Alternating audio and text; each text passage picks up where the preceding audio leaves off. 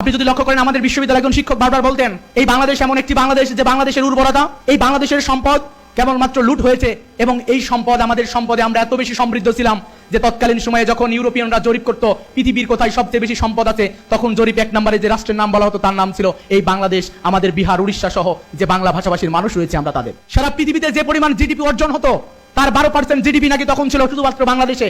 এই বাংলাদেশ এমন একটি দেশ যে শিল্পের কাঁচামাল, আমরা দেখেছি যখন ইংল্যান্ডে শিল্প বিপ্লব হয়েছে এই শিল্প বিপ্লবের সবচেয়ে যে কাঁচামালগুলো সবচেয়ে সমৃদ্ধ এই কাঁচামালগুলো গেছে বাংলাদেশ থেকে। আমরা দেখেছি যে বাংলাদেশ এমন একটি রাষ্ট্র, আমাদের শিক্ষকরা মাঝে মাঝে বলতেন যে এখানে মাটির নিচে রয়েছে তেল এবং কয়লার খনি এবং ঠিক তার অপরিভাগে রয়েছে পলিমাটি, যেখানে নিচে তেলের খনি থাকলে পৃথিবীর অন্যান্য রাষ্ট্রগুলো মরুময় হয়ে থাকতো।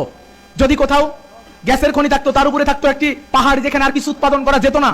বাংলাদেশ এমন একটি দেশ যার নিচে থাকে তেলের খনি, ঠিক তার উপরেই অপরিভাগে পলিমাটির কারণে সেখানে ধান থেকে শুরু করে সবকিছু উৎপাদন হচ্ছে। সারা পৃথিবী ইউরোপিয়ানরা এসেছে, আরাবিয়ানরা এসেছে, পর্তুগিজরা এসেছে, শুধুমাত্র বাংলাদেশের এই সম্পদকে তারা আহরণ করেছে এবং লুটপাট করে চলে গেছে। এইরকম একটি রাষ্ট্র, এই রাষ্ট্রে দাঁড়িয়ে আজকে 50 বছর অতিবাহিত হওয়ার পরেও এই স্বাধীন বাংলাদেশে আমরা কাঙ্ক্ষিত কোনো কিছু পাইনি, বরং আমাদের সামনে একটার পর একটা চ্যালেঞ্জ চলে এসেছে। যারা সমাজকে নেতৃত্ব দিবে এই মেধাগুলোকে বাংলাদেশে থাকতে দেওয়া হয়নি। আমরা বিশ্ববিদ্যালয়ে বসে যখন ফার্স্ট ইয়ার সেকেন্ড ইয়ারে গল্প করতাম যে বিশ্ববিদ্যালয়ে পড়াশোনা শেষ করে কি করবা, আমাদের গল্পের মধ্যে উঠে আসতো বিসিএস ক্যাডার তো হওয়া সম্ভব নয়, কারণ আমাদেরকে একটা ভিন্ন দলের মানুষ হিসেবে তারা আইডেন্টিফাই করে।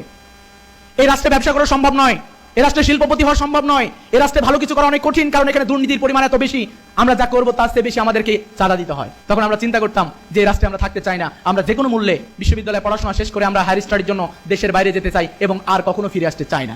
5 তারিখের পরে আলহামদুলিল্লাহ আমাদের যারা মেধাবী সারা পৃথিবীতে গত 15 বছর নির্যাতন নিষ্পেষণের শিকার হয়ে সারা পৃথিবীতে যে সকল মেধাবীরা ছড়িয়ে ছিটিয়ে ছিল, আমরা দেখেছি 5 তারিখের পরে তারা বাংলাদেশে এসেছে। বাংলাদেশের বিভিন্ন সেক্টরগুলোতে তারা কথা বলতে শুরু করেছে, বিভিন্ন সভা সেমিনার, সেখানে দাঁড়িয়ে আমাদের শিক্ষার্থী বন্ধুরা তাদের আগামীর ক্যারিয়ারটা কেমন হবে, কিভাবে তারা ক্যারিয়ারটা গঠন করবে, তারা এই জায়গাগুলোতে তাদেরকে ডেভেলপ করার জন্য একটার পর একটা স্কিলড যে সেমিনারগুলো রয়েছে সেগুলো তারা চালিয়ে যাচ্ছে।